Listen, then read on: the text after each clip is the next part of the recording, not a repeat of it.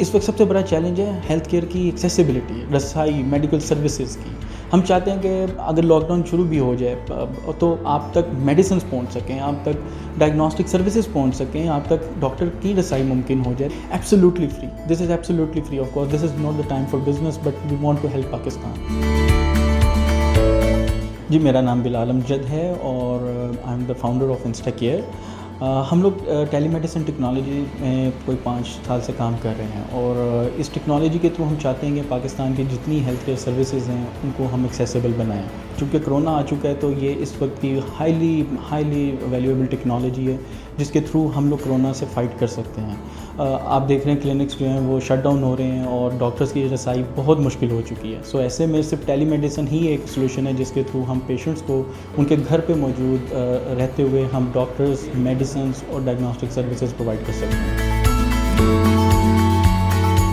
ودن 2 days ہم لوگوں نے ایک یونٹ تیار کیا جس کی کوئی 10 سے 12 لوگوں پہ اس کی ٹیم مشتمل ہے.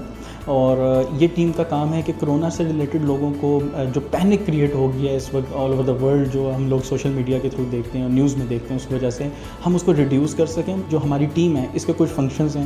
یہ ٹیم آپ کو ڈاکٹرز تک رسائی ممکن بنا رہی ہے. آپ کے لیے ہیلپ لائن نمبر ہم لوگوں نے جاری کر دیے ہیں. آپ کبھی بھی ایون اگر آپ کے پاس اسمارٹ فونز نہیں بھی ہیں تو آپ اس کال ہیلپ لائن پہ کال کریں اور آپ کو ڈاکٹرز سے جو ہے وہ ہم رابطہ کروا سکتے ہیں.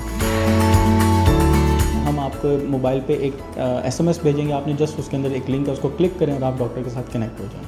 اور اگر آپ چاہتے ہیں کہ آپ زیادہ ڈیٹیل میں اس ٹیلی میڈیسن کے ساتھ فائدہ حاصل کر سکیں تو آپ ہماری اپلیکیشنز ڈاؤن لوڈ کر سکتے ہیں یا instacare.pk کو وزٹ کر سکتے ہیں.